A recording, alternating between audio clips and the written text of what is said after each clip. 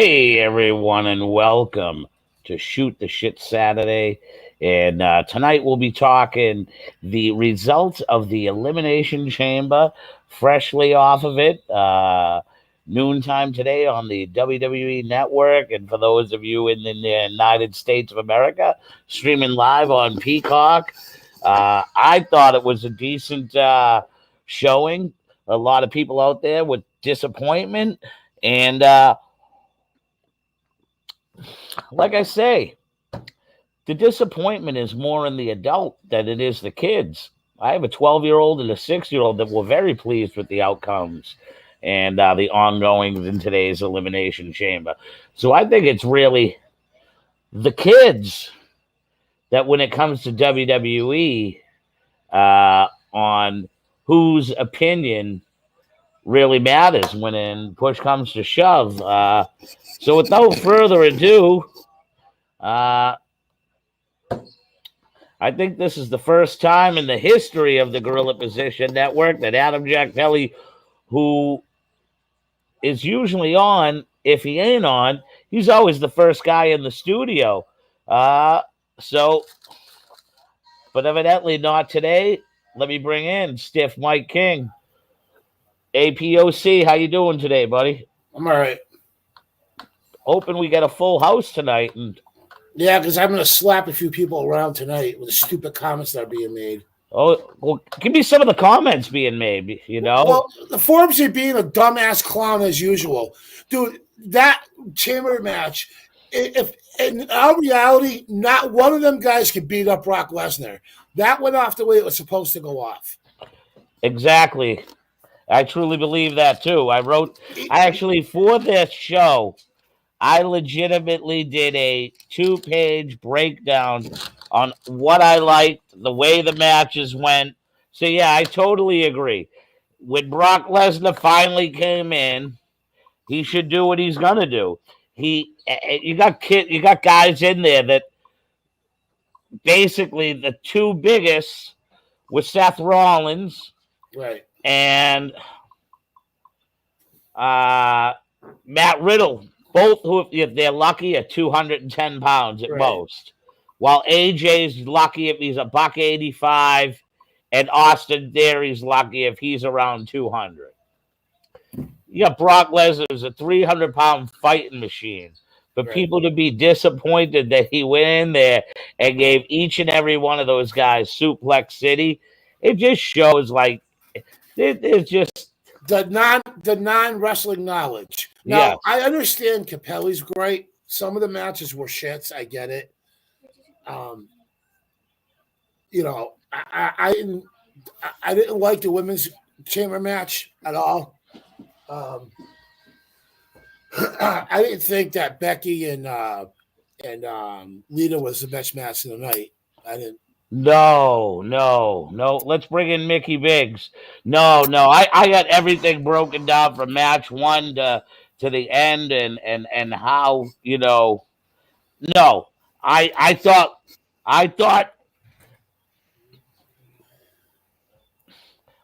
Becky Lynch carried Lita. Oh, God, yeah. Without a doubt, she carried her.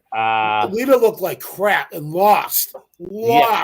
Deer in the headlights lost. Mike, I have it written down here in my notes because let's just kick it off. Let's go match by match. And the pre-show, which had The Miz versus Rey Mysterio.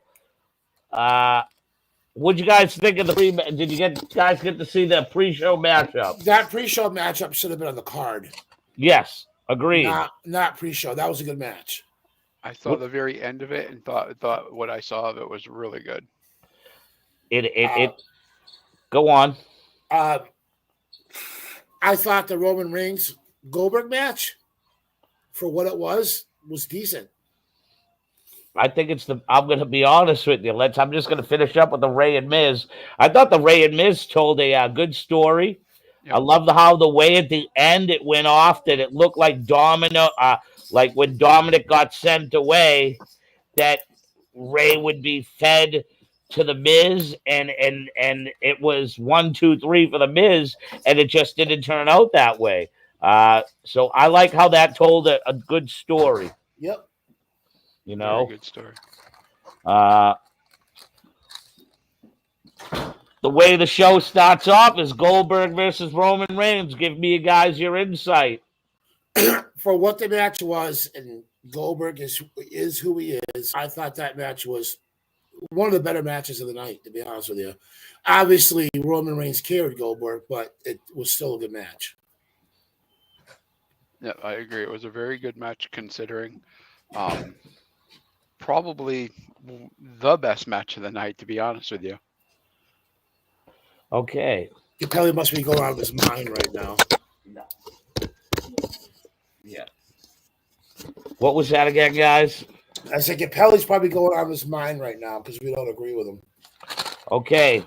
I honestly, this is my whole write-up on this. We put that, okay, so the Briscoes have made an appearance in GCW tonight. That's the show I have on right now, just to let everybody know out there. So Goldberg versus Roman Reigns. I thought the tie-up right from the get-go was beautiful. Yeah, okay? nice and crisp. Look out right there. I was like, wow. I was like, I'm interested to see where this goes. I was amazed to see Goldberg selling. He looked good. The selling that Goldberg did, it impressed me. And I have Goldberg selling. Oh my God.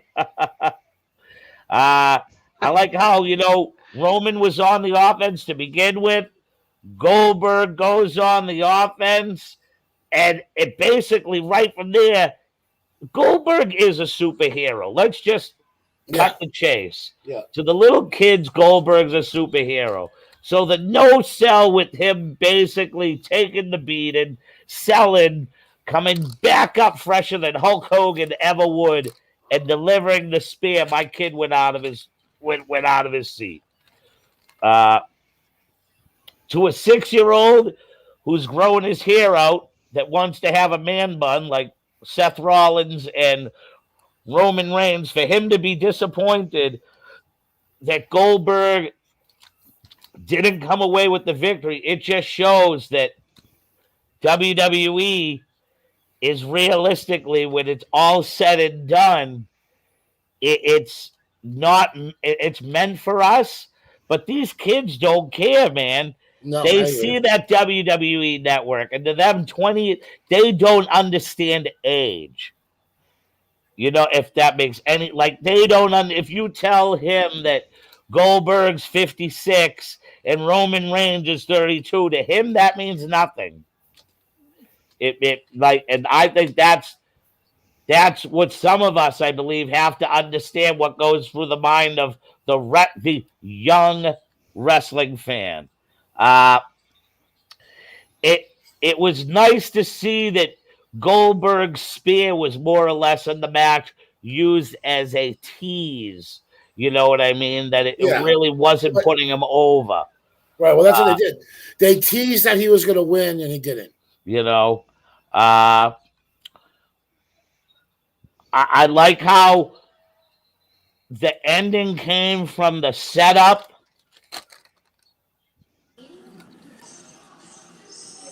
I don't think the PPV sucked, and it's now no longer known. Terrible. It's now no longer known as a pay-per-view.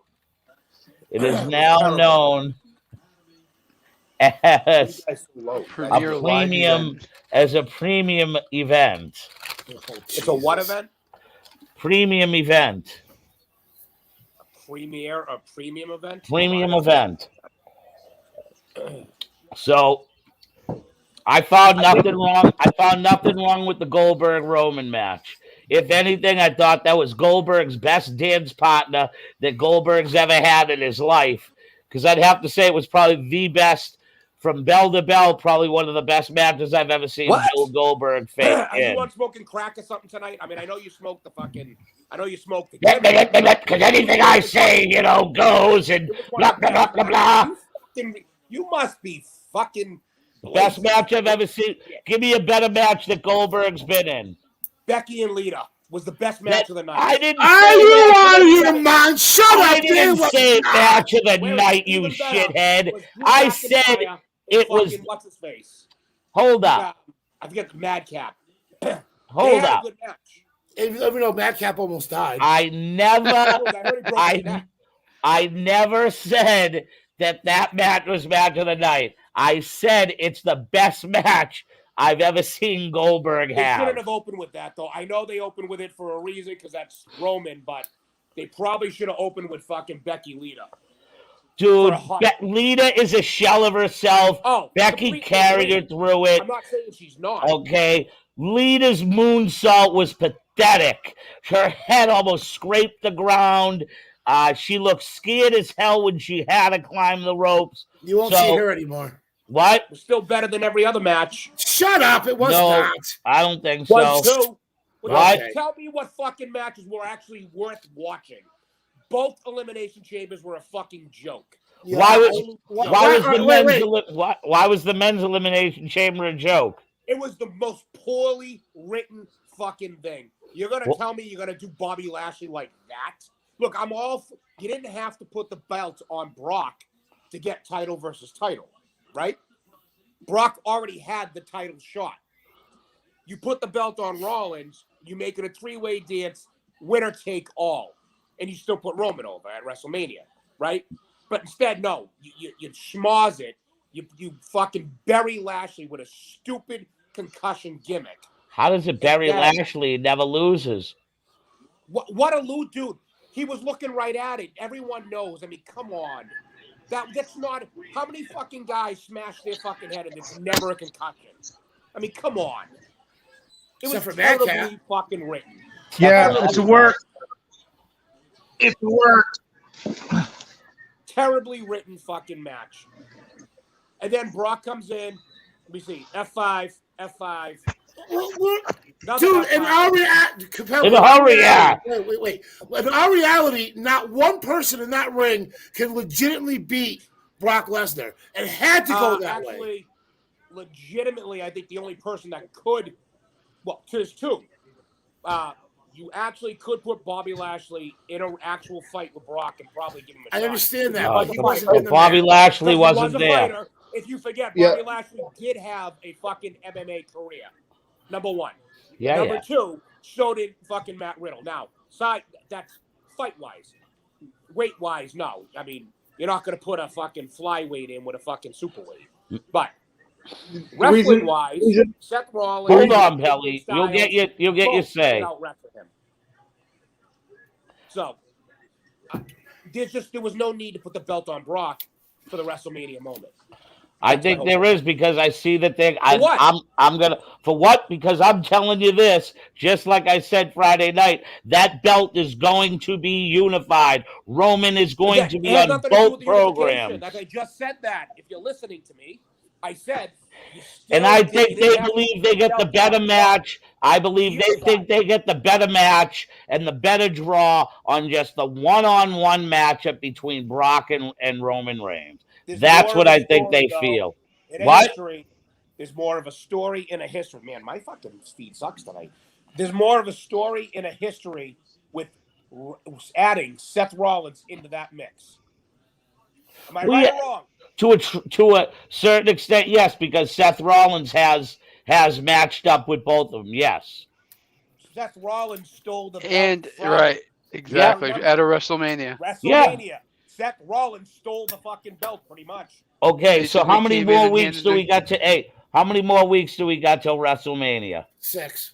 Okay, 6 weeks? So we have 6 Monday Night Raws left. What's to say that match doesn't become a 3-way or a 4-way by WrestleMania? It's going to be a 3-way because Bobby Lashley's going to come out and say he never lost, and he's going to interject himself. Sorry, Pelly. Well, that's evident. Everybody can see that coming. That's coming Monday night. First thing that happens, his music's hitting. Honk, honk, honk, honk, honk. No, they're doing that gimmick that he's flying back on his own. Did you see the gimmick? Bobby Lashley will be flying back under doctors' things and being reevaluated. No, I didn't see that. Yeah, just a gimmick. No. I didn't see that. And I'm, like I said, opinions are like assholes, and everybody got one. And I myself, I believe the opening match was the best match I've seen out of Goldberg in like top 5 in his whole career. Was that 10 to 12 minutes with Roman Reigns? I thought it was his perfect dance partner.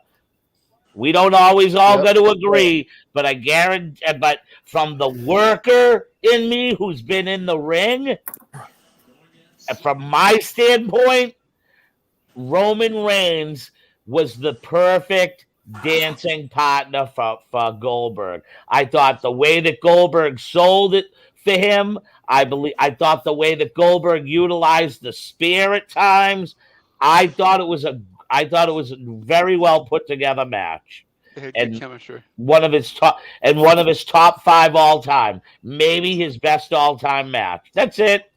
Didn't say it's the match of the card. Never said that. I'm just saying it was a way, and it was a lot better than what I was expecting. It was exactly what I expected. I didn't expect anything less. I take that back. I wouldn't have been shocked if Goldberg looked like shit. But I got exactly what I expected. Thought Goldberg wrestled a good match against Roman. That's my opinion. I wouldn't say it was a good match. I would say it wasn't a drizzling shits, but it wasn't by any means like a 2 or a 3-star match. It was a match. It was an opening match, and it was for a way to get them to open and finally close that little storyline. It's your opinion, but I believe it's, in my opinion, I believe it's one of. Jay? Two suplexes and a punch? Huh? It was 2 suplexes and a fucking punch in 2 And that's what I'm saying. It was short and sweet. And it made sense on what he did. I went 10 minutes. 10 minutes with entrances, maybe. No, that match went 10 minutes. I timed it. I wrote 2.5 pages worth of shit. Believe you me, I know how long that match went. I timed the whole pay-per-view. I went all pro on this. I just didn't go all memory. I went all pro from what my eyes seen and from what my eyes tell me from watching professional wrestling. But just like you've watched professional wrestling for over 30 years, that was, to me, one of the best matches I've seen Bill Goldberg ever have. I thought the way he sold for Roman, I thought the way he utilized his spear, it's just a tease to put it in. I loved the ending on how he went for the jackhammer. The jackhammer was blocked, and Roman Reigns sucked the front face lock in. I loved the way that Goldberg picked him up, threw him into the goddamn corner post because he was fighting for his freaking life, and Roman Reigns did not fucking let go like a goddamn boa constrictor and strangled the shit out of him and tapped him out. Right. I thought everything from a wrestling standpoint, from the way it was put together, because I've been in that ring, and I thought it was a good match. Because you're a professional fucking wrestler. When you have your hand on the rope, you're on the rope. Are you supposed to break the hold? Yes. Yes, you are. Well, yes, you are. The fucking rope, and they never broke the fucking hold. Because it's fucking Roman Reigns. All right, moving on. Moving on to the next match. Jay, I'd like to say something if I can go. Goldberg mark. Okay.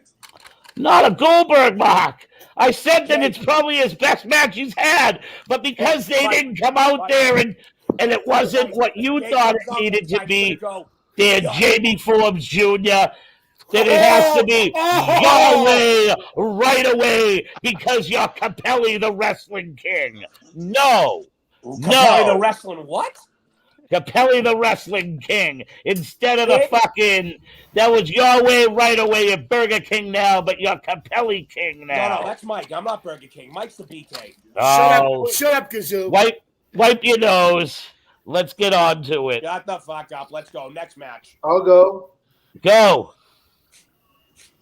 So I thought the women's elimination chamber match was better than the men's, but they should have put somebody else. They should have put somebody else except Bianca Belair over. Agreed. Like, I think they should have put either Dewdrop or Rhea Ripley over. Because we've all seen. I think Rhea Ripley should have been the choice, but I believe the reason why that they're going with Bianca Belair, and Capelli can chime in on this, because he didn't like this match either.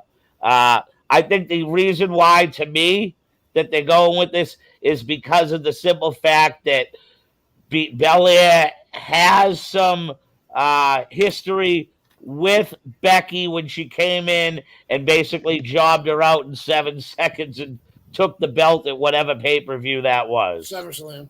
Okay. But SummerSlam, yeah, right? I agree with Capelli.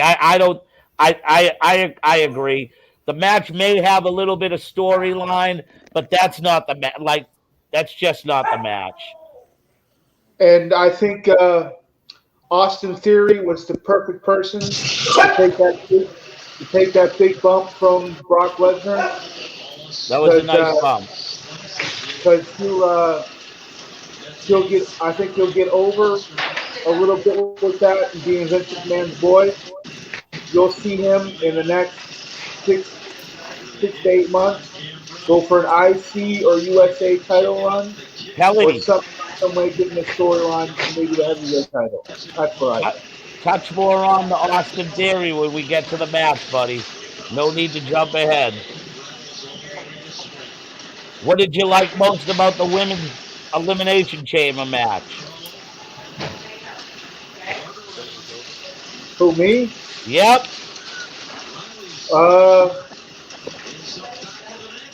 We have another Forbes on our hand. All we hear is feedback. Is that me? No, it's Capelli with his stupid earbuds. I'm not getting the feedback. We're getting no feedback. We can hear the We can hear the Bruins game. What I like the most, I think, it's my boss calling. Hold on a sec. Oh, he didn't call back. Alexa Bliss was I liked the most in that match. Okay. With her gimmick. That's my boss calling. I'll just go ahead, guys. Hello.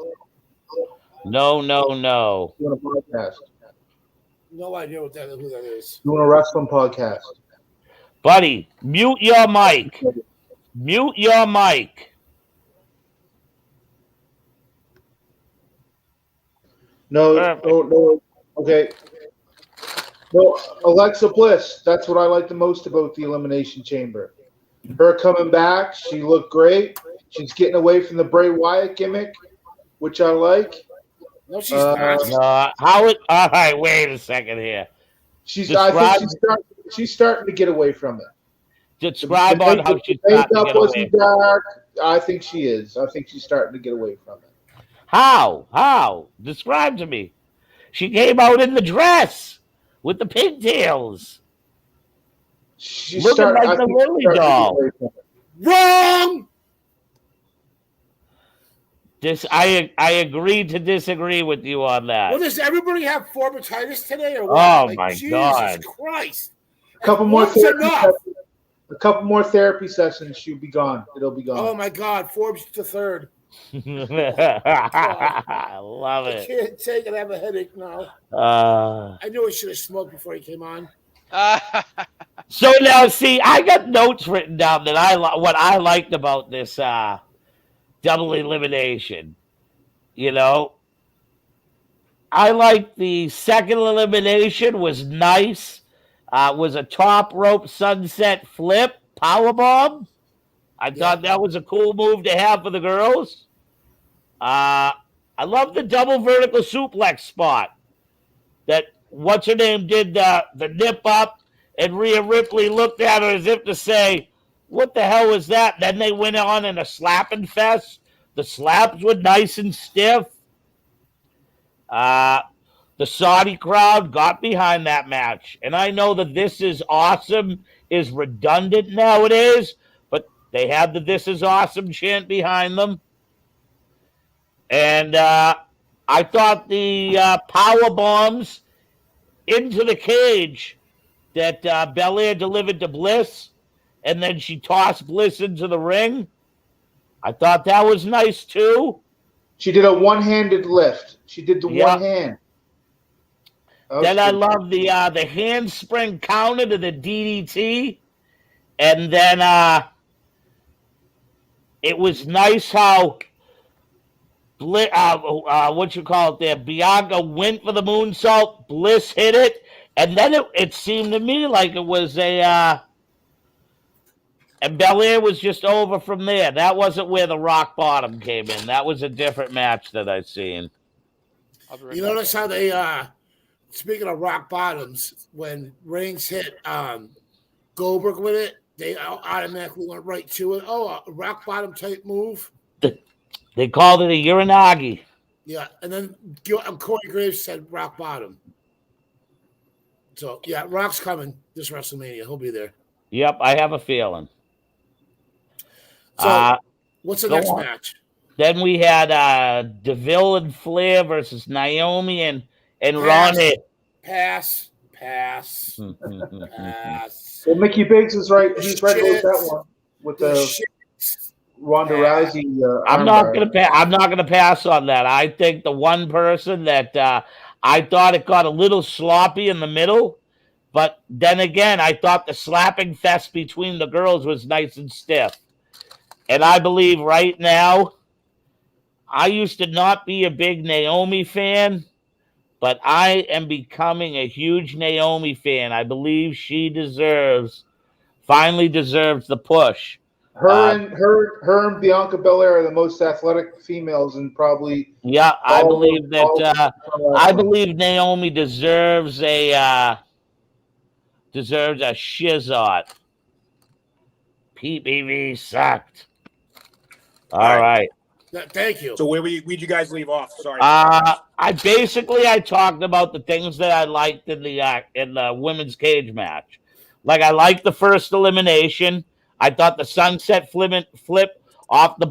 I thought they had good spots. Like, dude, I love the double vertical. They did the double verts.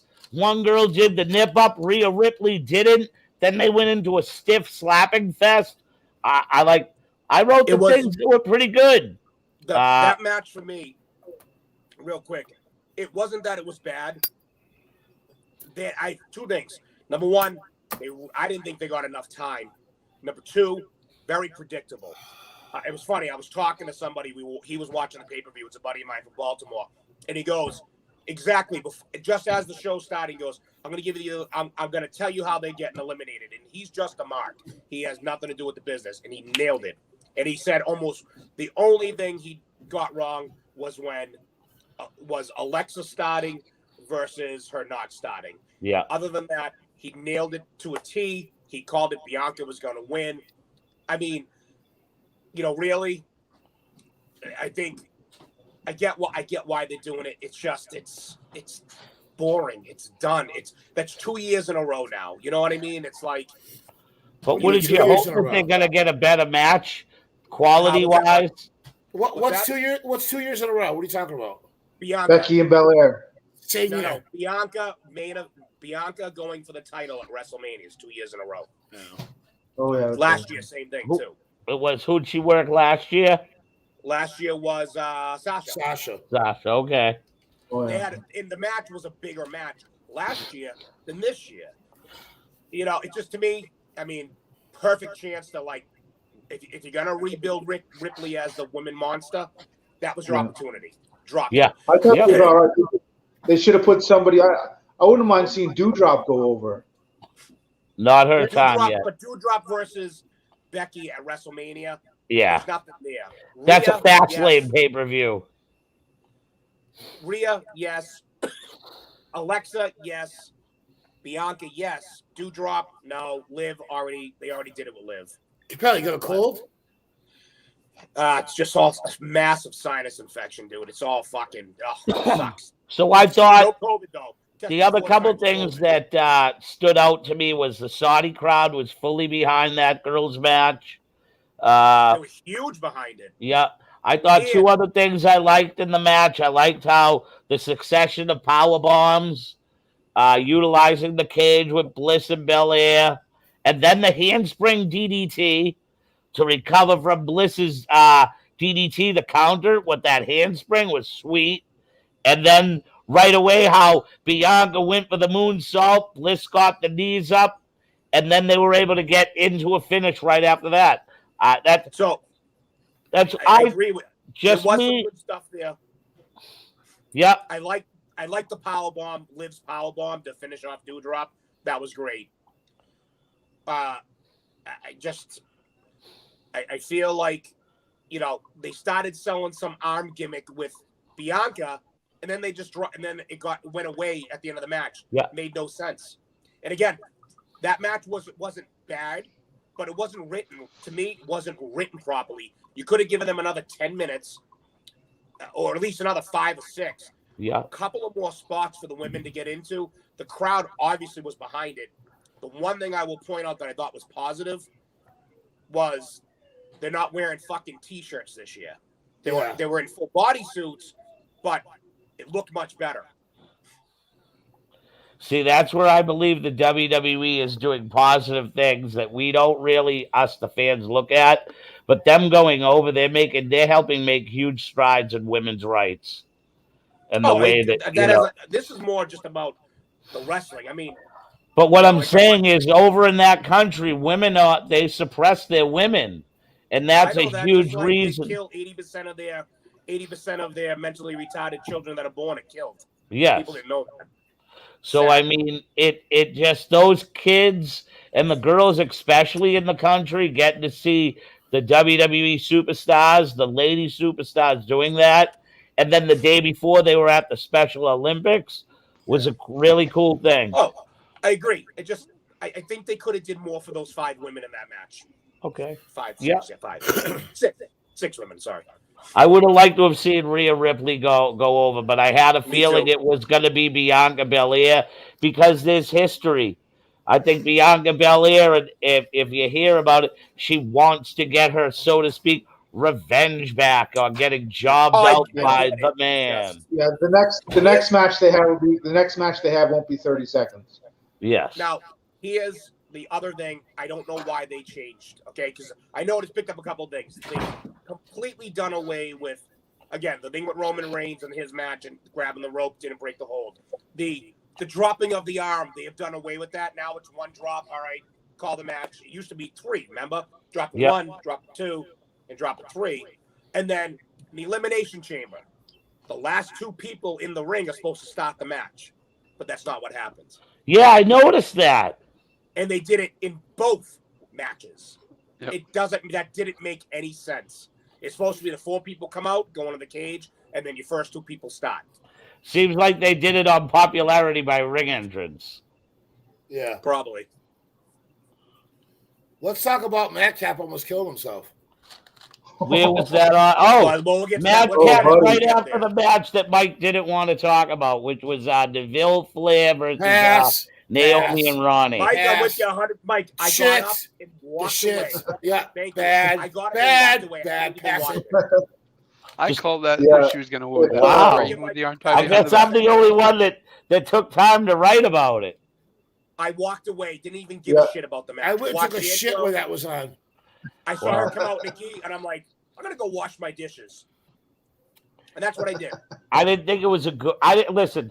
Physically wise, I thought it was sloppy, but they stuck to a story, which was the arm, and then they stuck to the story on Ronnie couldn't tap anybody out with one arm with the armbar, and she ended up tapping the girl out with the armbar. And I called that Very from the beginning. Sonya Deville got to stay as an official. Sonya Deville's got to stay as an official. Pelly, I'm with you, but they've killed that gimmick now. It's done. Oh yeah. She can't go back to being an unbiased official now. She's done. No, not at all. No. Yeah, when I first see her come out with the gi, I said, "Oh, she's gonna win this by tap out, regardless of the arm." Of course. Behind her, tied behind her back. Again, terrible match, poorly written. Shouldn't have been. I went and took a Charlotte Flair when that match came on. Like I said, the only thing they did was stick to their simplistic storyline. Mm-hmm. I didn't think anything special of the match other than solidifying myself on believing that Naomi is deserved of a push and is a very noticeable breakout star. And they need to do something big with Naomi. I believe They need to put her in the bloodline. I was just gonna say that. Well, they need to do something credible with her because she Turn her deserves heel. it. Put her in the fucking bloodline. I mean, really. All right, moving on. I think it would be nice to hold on before we move on. 2 seconds. I think her and Tamina going to the bloodline would be fantastic. But that's just me. So 4 is Madcap versus Drew McIntyre. Oh my I have God. a few things noted down. Guys, talk about it, and I'll chime in with my notes. So the match was good. Go ahead, Mike. The match was good. The match was good to the point where whenever he spiked himself on that Alabama Slam, oh my God, my heart dropped. I said, this kid's dead. Yep. He ain't getting up. He ain't getting up. Then to get up. If he wasn't a former football player and doing those exercises for his neck from playing football, he'd be in a hospital in Saudi Arabia right now. Unconfirmed report is he potentially broke his neck, and then he finished the match with a broken neck. Okay. Unconfirmed, but is he Kurt Angle now? He looked like fucking. His head looked like a soccer ball. Shut up, you fucking Mickey Pigs. I can't laugh him. He wrestled with a broken freaking neck. He's new gimmick. But that's what the unconfirmed report is, that he broke his neck there. Wow. If you look at it, there's no doubt his impression went directly on his neck. Oh. All the kudos to him to finish that match. Oh yeah. Wow, I kind of. By the way, was when fucking Drew went to go throw him over the fucking table. It was a terrible spot. It looked like shit. Oh, I got that written down. His legs up. I got that written down. Yeah. I got that written down. He must have felt the stinger from head to toe. You must have realized who he was feeling after that bump. And you could tell because Corbin was like, oh shit. And then Corbin pulled him out to get him some more time and do the little gimmick hoo-ha thing. So the table spot came after the Alabama Slam. Yeah. I'll tell you right now. When Corbin pulled him out right after that. Everybody should shit on Corbin all they want, but that kid is a smart worker. He's a smart worker, and he protects the people that he's in the ring with, or even in a match. He protects everybody. I blame the WWE for Corbin, the way his gimmick, because I love Corbin. Yeah, he's an awesome worker. I think they completely fucked him up doing the poor gimmick to Happy Corbin. If I was writing it, I would have turned him into the next biggest fucking tough face that there was, because you had the perfect gimmick to do the whole, like, rebuild the guy up. From Dude, he was over with that poor gimmick, like over. No, I know. But I think they should utilize one of his life hobbies that he has, and that's collecting skulls. Yep. He is a skull collector. Oh, yeah, that's right. He is a skull collector. He's big into the meats and shit, too. He is a skull collector. On Instagram. I think that would be awesome if they implicated him collecting skulls, and that's the thing that he wants to collect, is the skull of each and every WWE superstar. They might even dress him up as the Predator. Who knows? Yeah, and or the problem is they've already done a gimmick similar to that. It's called The Undertaker, where he collected skulls. I don't think you would have to go deep and dark. I would think that you just make him a savage. Not even that. Just Shut it. Make it seem like he's into whatever. When a human wants to Baron's Funhouse? eat another human. Cannibal. He's into cannibalism. Yeah, buddy, it's fucking PG. Yeah, you Mickey Biggs, you leave freaking Papa Shango alone. Oh, I love Papa Shango, man. Well, no, it's tape, dummy. I thought the match was I thought it was for a match. It was a good match. I mean, it is what it was. It was a filler match. It was a filler match in between the championship matches. It was a good match, but it's just sad to see that potentially he may have broken his neck. Now, here's the question. I ask you guys. Just a meeting of overweight alcoholics? No, you clown. Pay attention. Did Madcap fuck up or was it, did Baron or did Drew bring him over too fast? That's what I got. I wrote the table spot. Was it a fuck up? Or did Madcap Moss just sandbag him? No, I'm talking about the Alabama Slammer. Who was to blame? I think with the table spot, I don't think Madcap could jump. I think he was still suffering. Who's to blame on the Alabama Slam? Was it more Madcap or was it Drew? Madcap. Madcap, because that's his own bump. That's what I felt too. I felt that that's his own bump. That's his own bump. He should have been up like this. Instead, his head was still down and his arms were down. Yeah. He wasn't trying to protect his face. Right. So, yeah, but for me, for the table spot, I just don't think. I think Pelly already said it. He was dealing with a stinger. I don't think he could feel his legs. He just couldn't jump. Yep, now I was writing and I thought that Alabama Slam looked kind of but I didn't catch it good enough. I didn't catch it good enough. That's what. Listen, sometimes when I'm writing, it took my head away from this kid from Twitch. We have our first wrestling fan. You guys remember the Great Khali? Yeah, we remember the Great Khali there. Yes, we do. The Punjabi prison match. God. Now, if that was Capelli taking that bump, his head went right through the mat. No, my head's so big, it would have just bounced right off. I would have gazooed that motherfucker. I would have been like, gazooed. I think that match, no lie, I think that match was well on its way to being one of my favorites.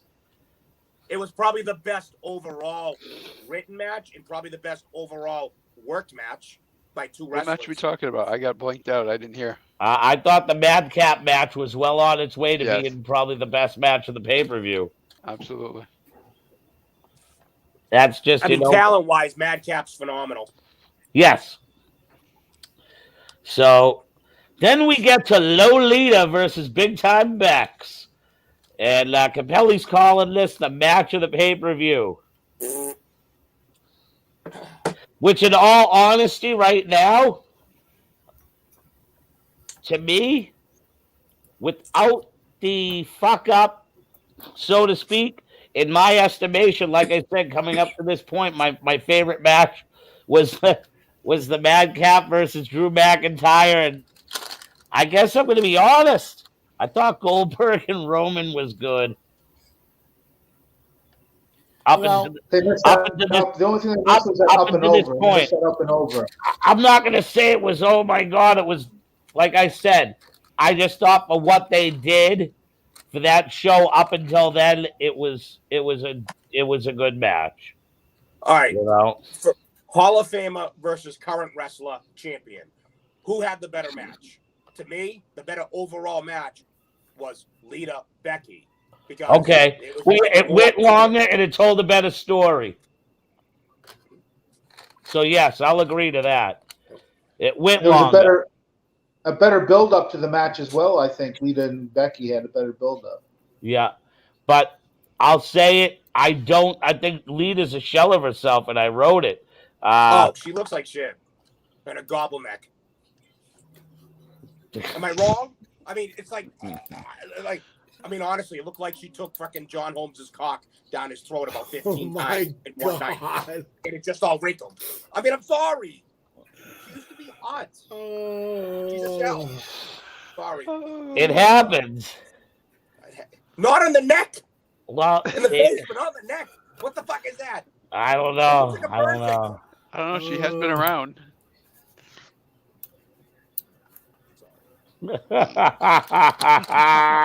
Sorry, not sorry. This was awesome right here. Hey, Stiffy, you need to calm down a little bit. You're going to have a heart attack. I like this person. Wait a minute. Hold on. I'll be right back. I mean, other than that, I mean, like you said, I'm not saying it was. I don't think by any means it's like match of the year, but for what I saw in that pay-per-view, for me, it was the overall best. It was the overall best match. Or I would say, let me rephrase it. It was the best championship match. Okay. Yeah. So then, I basically wrote here the C leader in the WWE. Anyways, continue. Who is that? No, I don't know. I have no clue, but his mom says hi. Go on. What? This kid's probably 12 years old, Mike. Oh my god. But his mom. Anyways, I haven't seen that. I haven't seen him put up, but his mom are says we going hi. to the thing that pissed me off the most? Let's go to it. Well, just let me talk about this real quick. To see leader in the WWE ring, other than for a Royal Rumble or a Battle Royal, this is her first real action in 16 years. That alone is an awesome feat. Well, there was the time with Heath Slater. Yeah. She Well, did a little gimmick with Heath Slater, but Yeah, but not a full match, though. not a full match. And the atmosphere with her and Becky was the atmosphere in Jeddah was WrestleMania like. You'll never see her work again, though. That was probably her last one and only match. And I put right here, I said, to I agree me, with that, the high flying of Lita's side has no rise anymore. It was a strong match. Dude, I'm scared. I'm scared every time she does a moonsault. Yeah. She's just. I'm scared. She's always done them like that, though. Yeah, not that low. They have been flat, but that one was flatter and lower than usual. There was no spring at all. I put Lita has no wings, and two times she went to tease the moonsault, and she finally hits it in the match, but it really wasn't. It was very unlevel. Yeah, looked like a fish floating out of water. Becky's was the same. Yeah. And then Becky's the one that hit the rock bottom. And Capelli, you know what I did right? I felt that I was Dave Meltzer, and I did right 5-star for that match. So I'm sorry to say, Jay, go like this. Go like this, Jay. You got some stuff on your nose.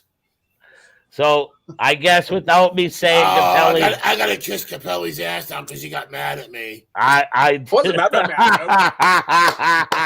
but I did, Mike. I really did. I wrote 5. I crossed it out and put 4.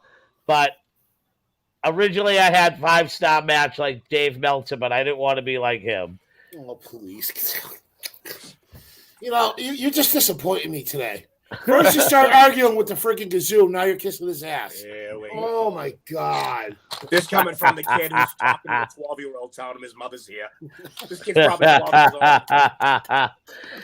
So you're absolutely right.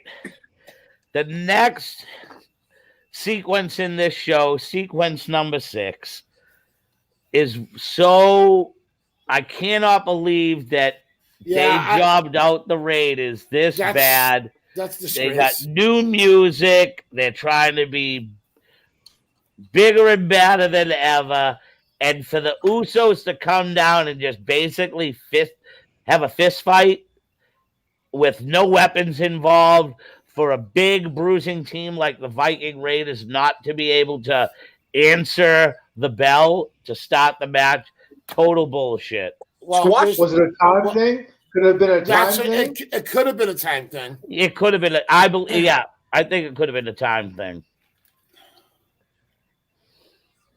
The last time they did this pay-per-view was almost 4 fucking hours. Yeah. So, I mean, I don't know if it was a time thing, man. I mean, they're over there. I mean, they could have still given them 5 fucking minutes and did a double DQ or something. They killed the Viking Raiders gimmick. It was 10, and this is, I look at the clock all the time because the WWE, the way they scheduled it on the time frame, it said from noon to 3 o'clock.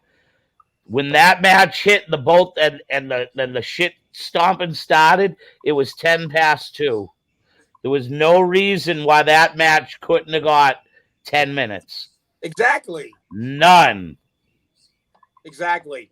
So 10 to 3, that gives you 1, 2. That gives them. They had 3 hours for that pay-per-view.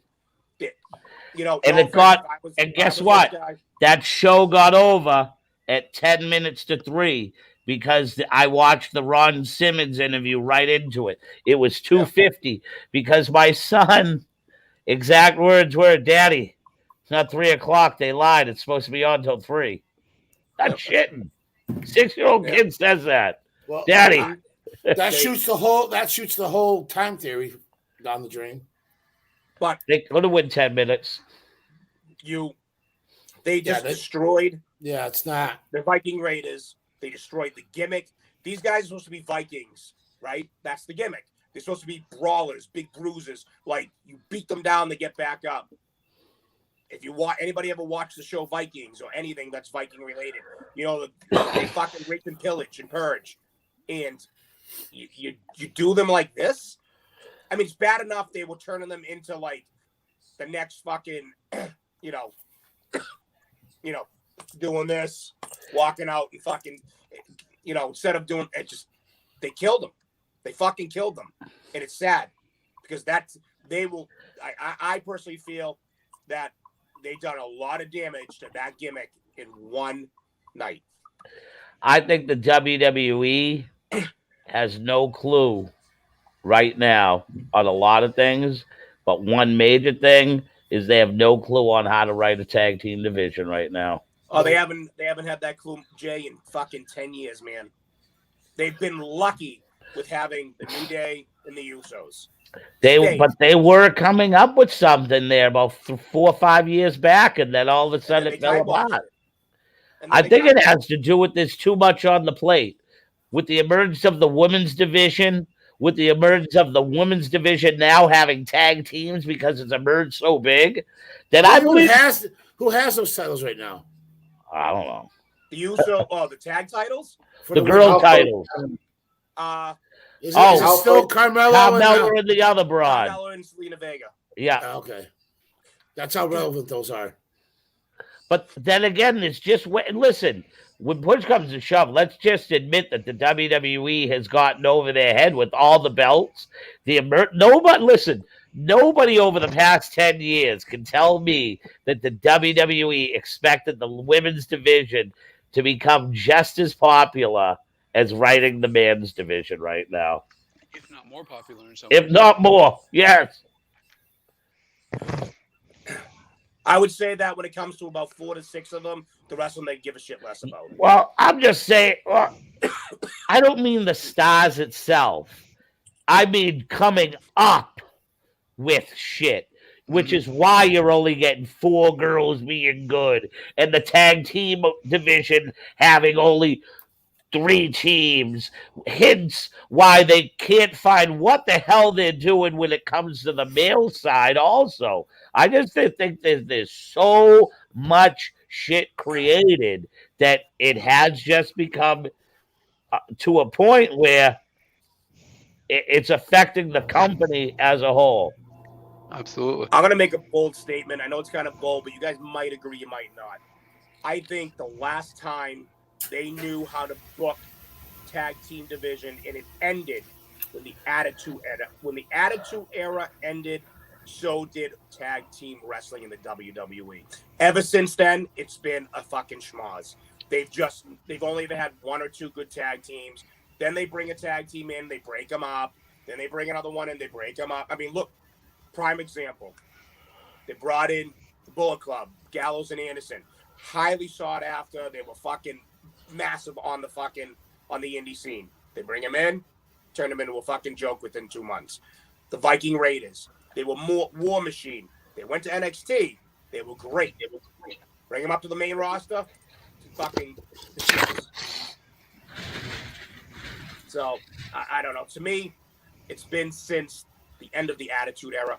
Vince just doesn't give a shit about tag team wrestling, in my opinion. I can agree with that. And if you guys remember, when we were growing up, the tag titles were one of the major titles were major. The tag team titles, think of the feuds: Demolition versus the Hot Foundation versus the Road Warriors versus the fucking Bulldogs, the Brain Busters versus this one. But I mean, the tag teams, they booked them phenomenal. Vince doesn't give a shit about tag team wrestling. LOD.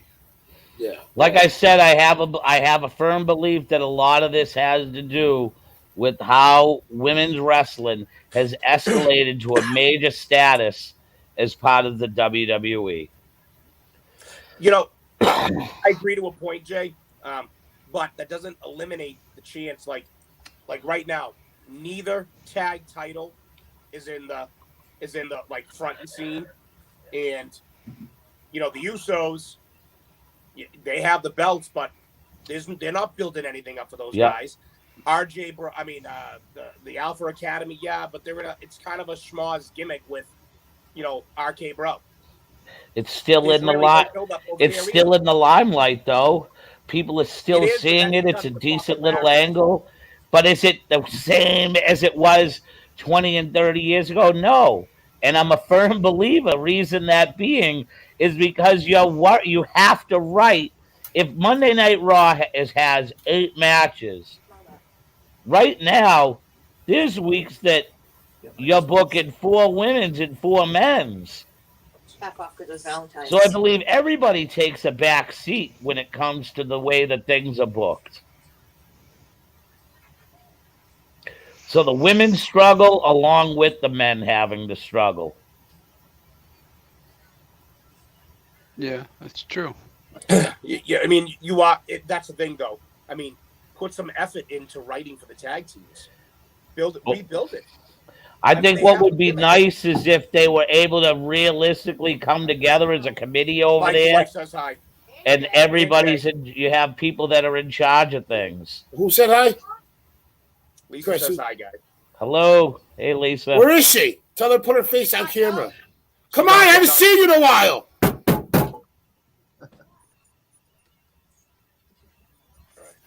But my point is, Jay, right? I agree. Maybe you can't focus, but they can write some legitimate angle, some real good story for it, and they just don't. Yep. It's terrible. Like the last good story I think we saw was the New Day versus the Usos of who the best really was. And that's it.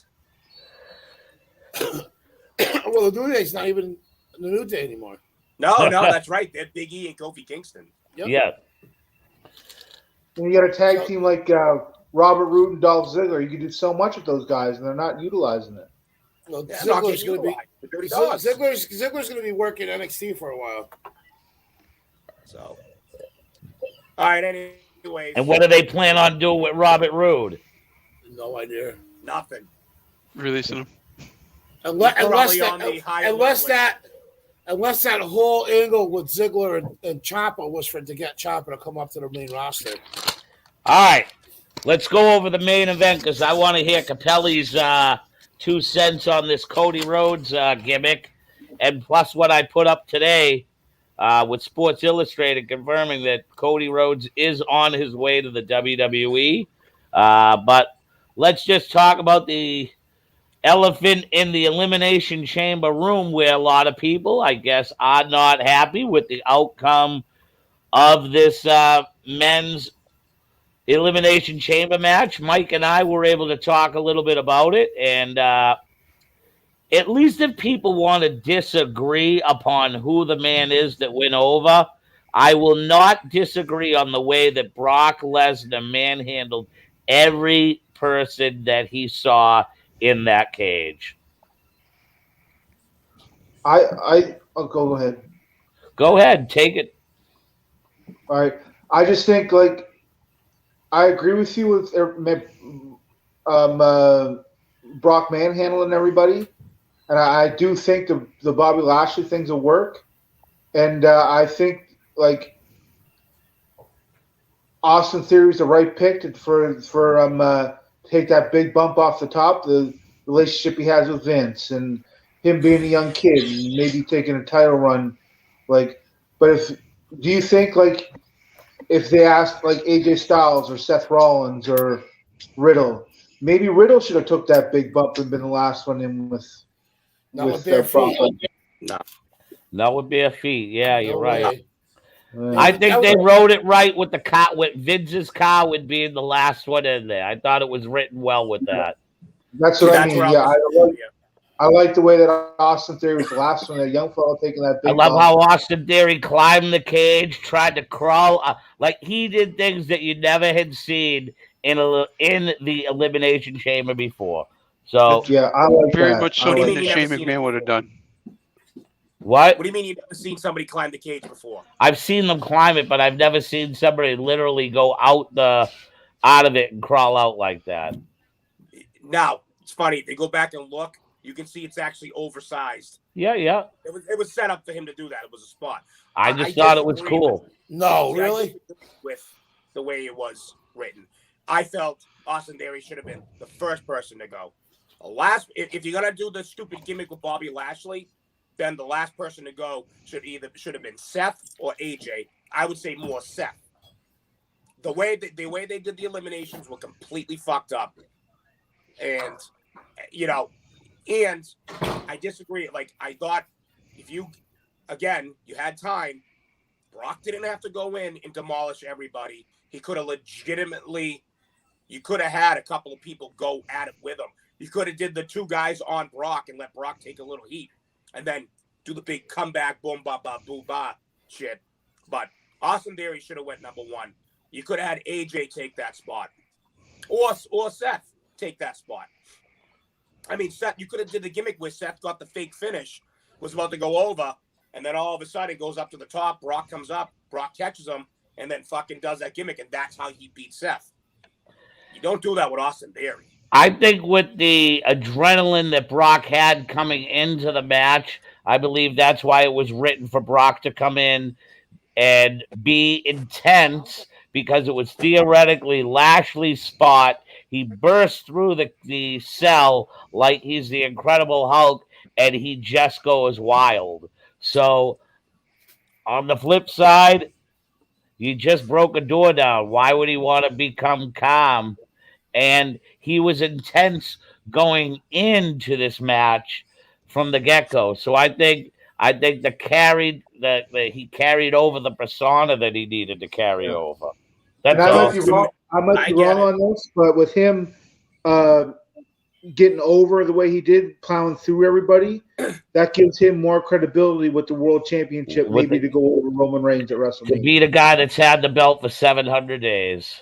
He's not going to beat Roman Reigns, though, you guys. No, I know he's not going to beat Reigns is gonna But it gives him more credibility. It gives the fans that the credibility that Roman that Lashley couldn't do. He could do it. He could do it. At the end of the day, I go back to he already had the title shot. Yeah. There was no need to put the belt on him. You could have kept the belt on Lashley if the gimmick's going to be Lashley in that match as a triple threat. Then Lashley should have went over at the fucking elimination chamber. I just see right now Vince is going at it with his main event right now. Night 2 is Roman versus Brock. I think this is where you're gonna see Rock comes out at the very end when it's all over and said and done with. And this is where you're going to line up for 1 year. It's going to set up The Rock versus Roman to take place in Hollywood, which it makes 110% sense because The Rock will go into the Hall of Fame that year also, So, too. you can't do that, though, because The Rock can't confirm. The Rock cannot commit to it because of his Hollywood schedule. We've all heard that same thing, but I But just it's legit. I know it's legit. But I just have this feeling, I have this funny feeling that we're gonna see it. You're not going to take away Roman's spot and bring out The Rock at the end of WrestleMania. It's not going to take away Rock his. in the ring. It ain't going to happen. It's going to add to it, if anything. It's going to add to it. If The Rock was to come out at the end and go nose to nose with Roman, you are going to get. That place is going to be beyond electric, and the buzz that it will bring for the next 12 months for that match will be like no other WrestleMania in history. There's no confidence. And I think you're going to get Brock and Roman next year.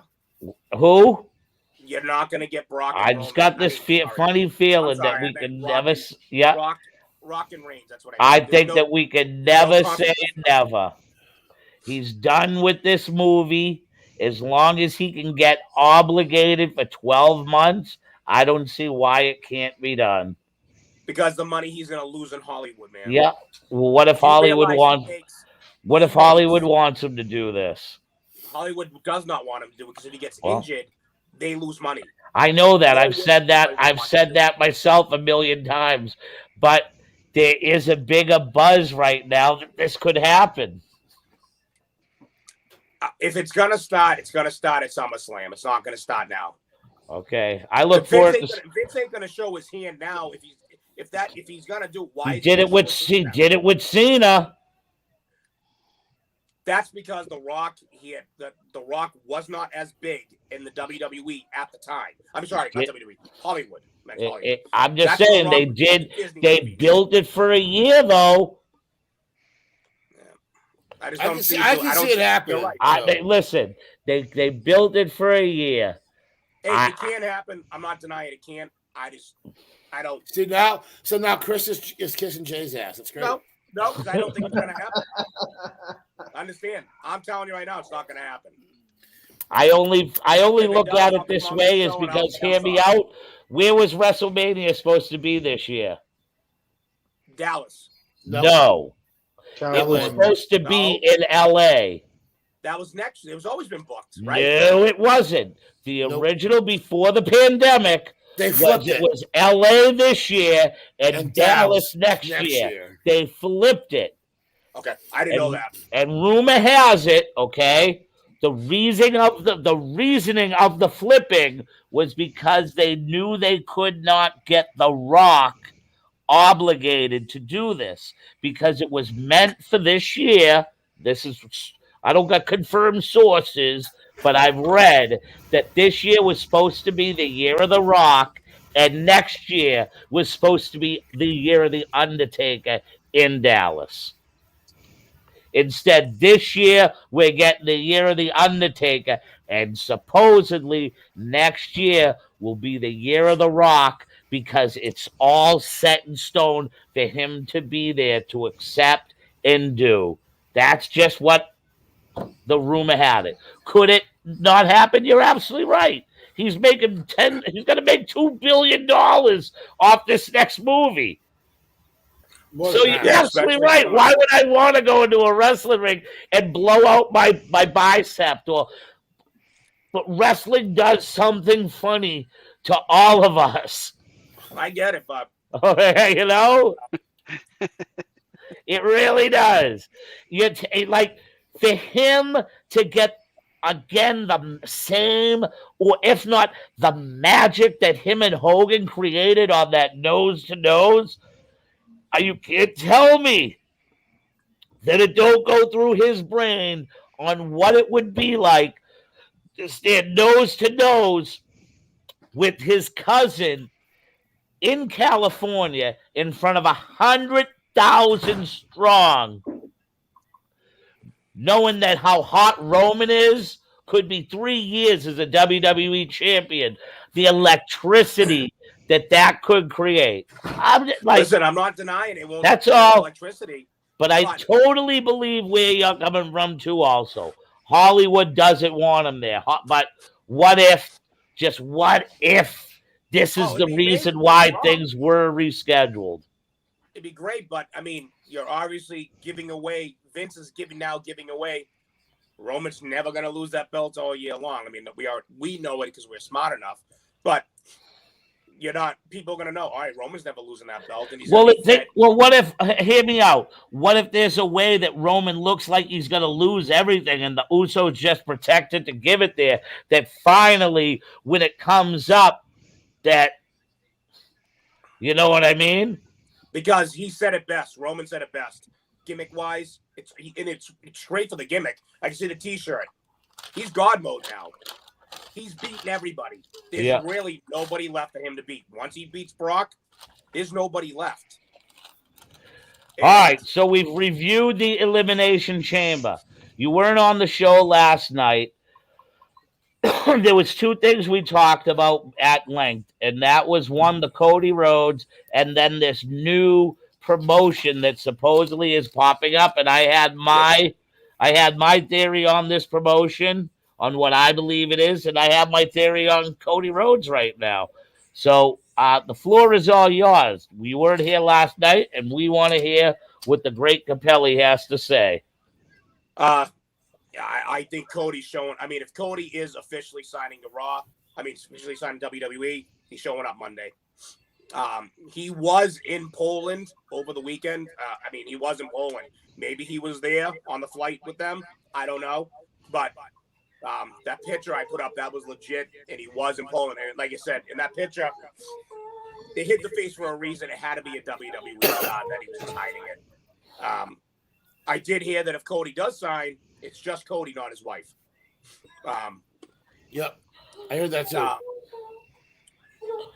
If they sign him, I at this point, it would have made more if they had put the belt on Seth or kept it on Bobby Lashley and they kept it separate. It would have been prime time for him to walk in and start a feud and be at Mania. With that said, everything's there. It's pointing to him being in the WWE. I know that things have come out about he had issues with he lost the rights to, booking and other things. He wanted a bigger contract. He didn't get it. Push comes to shove. Money talks. We're at this point, you got to believe it when you see it. So until he actually physically walks on WWE TV, it's just a rumor. Yeah, I think he's going to be there. I'd like to see him there, but they need to push him and push him big. And he needs to stay Cody Rhodes, not Cody Reynolds or whatever the fuck his name used to be. Yeah. As far as the create your narrative, it's legit. It seems like it's legit, and there are a lot of wrestlers in the indie scene that want to get involved. From what I heard, definitively, I will say that these fucking Bray Wyatt videos, he's going there, in my opinion. Him and his brother, I think. Yep. I know his brother. Absolutely. They're both going there. I think you'll see Zack Ryder, Matt Cardona. I think you'll see him there. I think what you're going to see is a lot of these guys are going to be like, you're going to see a lot of the wrestlers that either were released or want to work other places that are good. And this, to me, it looks legit. The only thing I want to know, they mentioned a TV deal. TV deal with who? Because it ain't going to go on TNT. It ain't going on any of the major networks. It could go on the Vice channel, but don't they have MLW? Don't they have Impact, right? No, they have MLW. So supposedly there's a TV deal, and the way they're talking about running it is there's no one person that runs it. It's a collective group that runs it. There still needs to be somebody to run it. Yeah, that sounds it sounds to me like it's the same aspect on what AEW was founded for. More people that want participation trophies. But then when I think about it, I seen the dates that they have scheduled and where they are, and those are the same release dates for Ring of Honor's comeback. They could be the next Ring of Honor. That's my belief right now, that is just Ring of Honor. Ring of Honor did have a TV deal, so maybe they're back on that Nesson deal or the whatever deal. No, well, that's their syndication deal that Ring of Honor had. That's right. But yes, that would make sense. An established company rebuilding with these guys. That's why I only say that because I saw if you look at what Ring of Honor's prospective days are, and you can Google it, their first venue is Dallas, Texas. And I believe it's for that day because they're advertising a Hall of Fame. So let me ask you guys, what are your feelings first on the Cody Rhodes thing? All right. So mine's an A and a B. Okay. Here's my A. I don't know if I want to give Tony Khan and AEW that much credit for being this bright that they could write a fucking story angle that's actually was planted for the past 10 months, almost a year, with the creating of Cody's falling out with the Bucks, Cody's falling out with Hangman Adam Page, Cody's falling out with Omega, his falling out with Tony Khan. Now all of a sudden, his wife, who everybody was commenting 6 to 8 months ago, has now become a cancer in the back room. Okay. From what I understand, when the company was first created and Cody wanted to become part of this with Tony Khan, I read somewhere that Cody Rhodes invested $10 million of his own money. Mike, I'm just telling you what I read. And I'm telling you, it was $1 million. Okay, it was the only $1 million. The Bucks, Omega, him, him and Page all put $1 million in. I read it was Mike is 10. saying, I heard that. I read okay, that too. so either way, when I think of I gave money, like you technically own the company, so why do you need a contract? You know, I get you. Just hear me out. He doesn't know. I know. And I just think it's some cool seeds that are planted.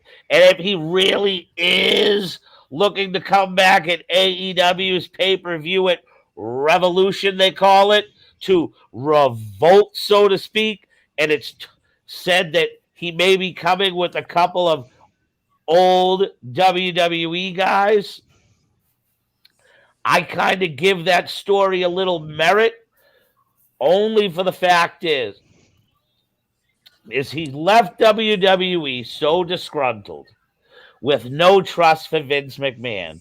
It was to the point where he had to sue to get his name back. He couldn't even he can't even utilize the likeliness of his own father. You know, and wrestling's built on trust, correct? Yeah. Built on trust. Can he really have that trust going back to the WWE, knowing how bad he shit talked him and just taking him 6 years to get his name back? Do you really go and say, let me dance with the devil in the pale moonlight again? Like that's, you know what I mean? But So, then again, you you can never say never. It's the money. So, the money. As I said this last night, and I'll say it again, if there wasn't any kind of truth or legitimacy to this rumor, WWE would have already come out and said, we're not doing business with Cody Rhodes. It's not happening, because they did that with Punk. They would have done the same thing. I believe that, Mike. I believe it. Shit. I believe it. Lipped about it. Go ahead. I was going to say, I think with Punk's a different avenue, though, with the WWE. That's a much different fucking type of heat than Cody had. I don't think the WWE would have done it with Cody like they did with Punk. But you guys are right. I mean, if there was, why jump back in the bed with Vince? It's money at the end of the day. But you're saying it's a different kind of heat with Punk, right? Punk didn't sue Vince. Punk didn't sue Vince. Cody Rhodes did. No, Punk didn't sue Vince. No, he didn't. Vince and the Doctor. Punk had a massive lawsuit with them. Yeah, he did. He did? Okay. I didn't know that. Oh, yeah. Oh, yeah. Remember, Punk went on all the podcasts, blasting the shit out of them. Cody, at least, the only thing Cody really did is he kind of did, little snips here and there, and he did the whole breaking of the fucking thing. The Triple H's fucking, fucking chair. But then again, him and Triple H talk on a day-to-day basis. They talk all the time. You're right. So, and there is still a connection with the Rhodes family in WWE. They're always big on Dusty. Yeah. Gold Dust is always. They got a Dusty Rhodes Classic in NXT for the men and women. I know. And Gold Dust has always said he knows he can go back if he wanted to finish his career. Who knows? Again, I'll believe it when he's on the fucking WWE. That's what I mean. I think it'd be pretty cool if he shows up on AEW Revolution with some WWE guys. Well, what if it's the narrative? Guys, but wait, I was going to say, what if those WWE guys are EC3, Braun Strowman, and Bray Wyatt? led by Shane McMahon. I don't think you'll see Shane.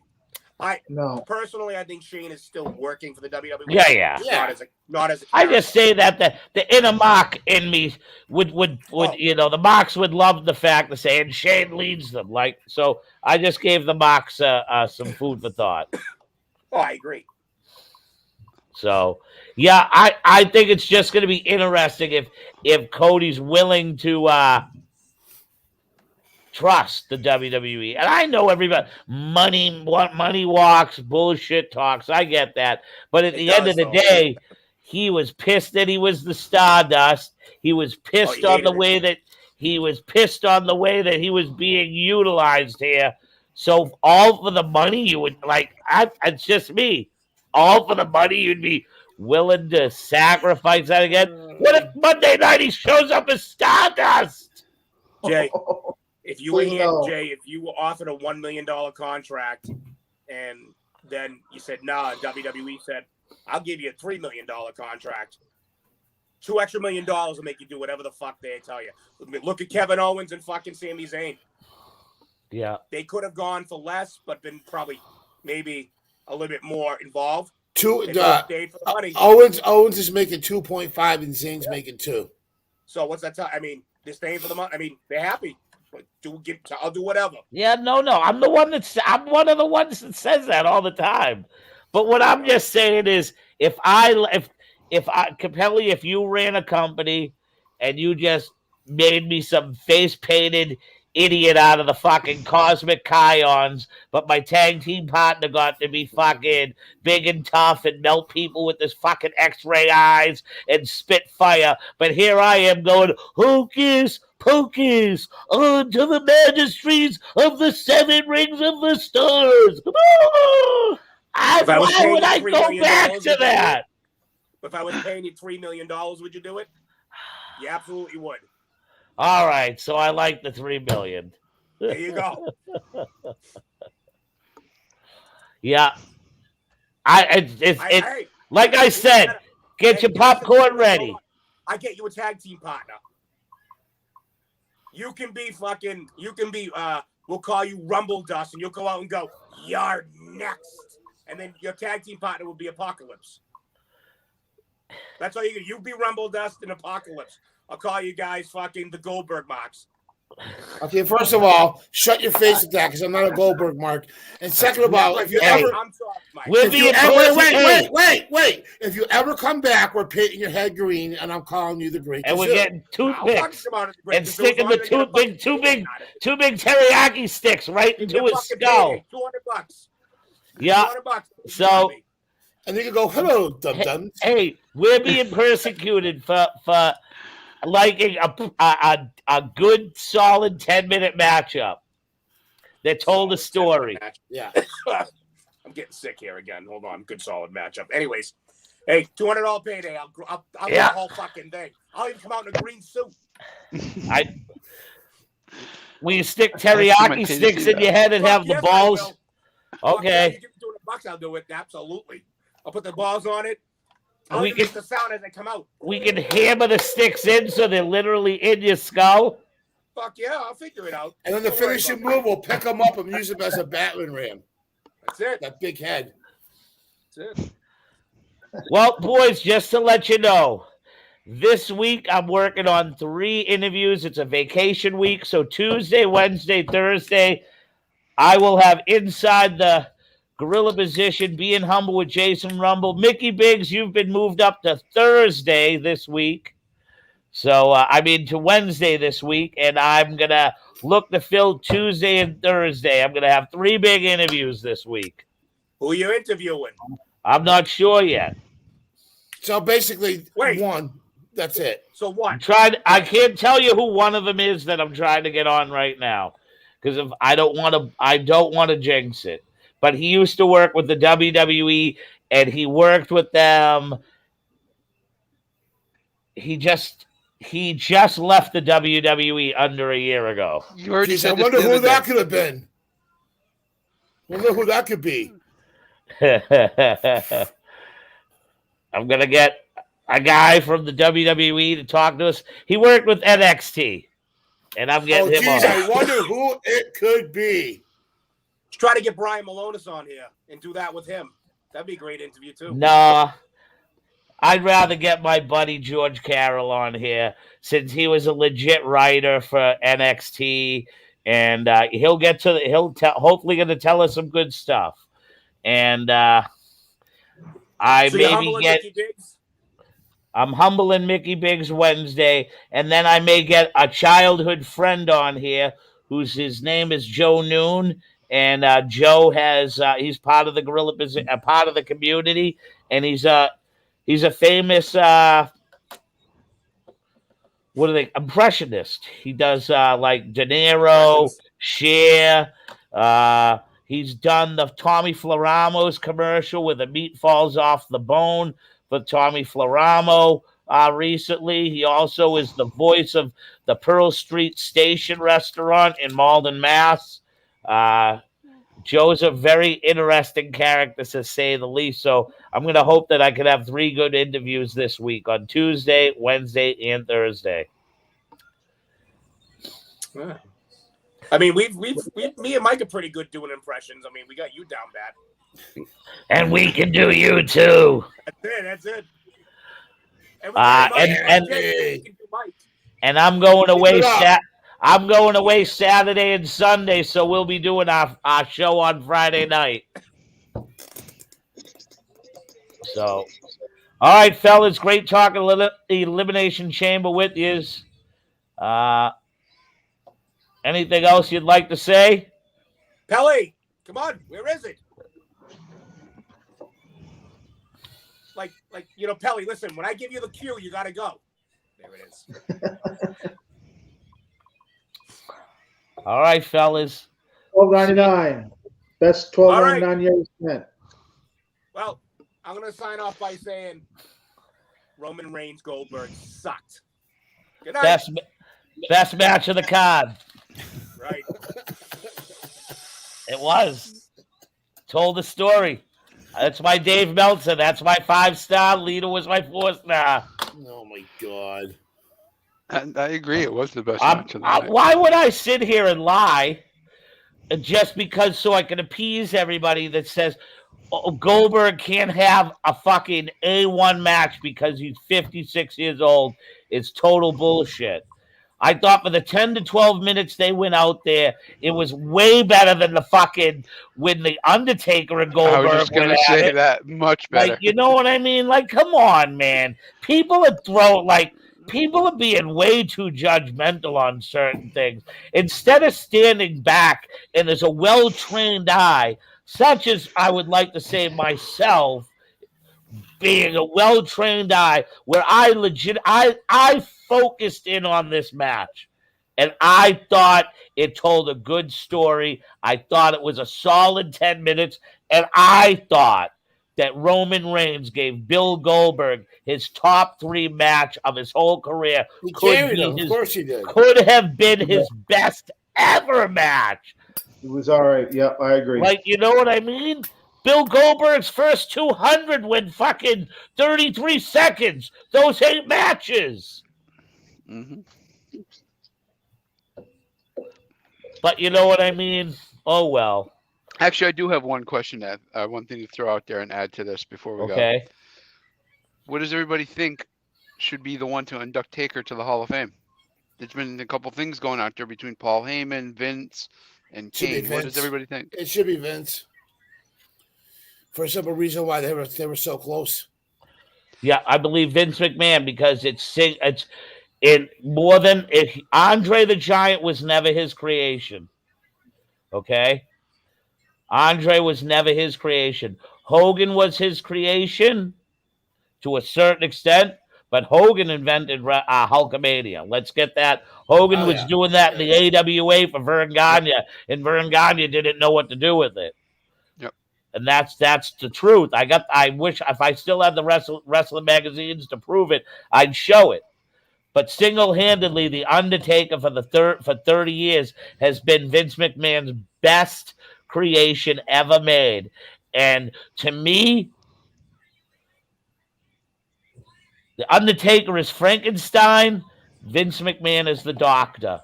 And if Frankenstein was going into the fucking Monsters Hall of Fame, the doctor who created Frankenstein would be putting him in, a.k.a. that would be Vince McMahon. Yep. I agree with that. I agree Great with that. analogy. Yeah. Another thing I was thinking, shoot me now if if nobody agrees with me, that's fine. But there was one person that came to mind, and it's the only person that I can think that's ever gotten into the Undertaker's head. Can anybody remember who that was? Mankind? Diamond Dallas Page, when he was doing the stalker gimmick on Sarah. No. I think Vince McMahon is the man who deserves to put. I agree with that. Now, if Paul Bearer was still alive, it would have been Paul. Yes, there we go. absolutely. There we Absolutely. go. Absolutely. And one that's far off, maybe Kane. Maybe. I mean, I think Paul Heyman would be second. If it wasn't for Undertaker, Kane would never even be a thought. To be honest with you. Exactly. So, all right, fellas, it's been a good one.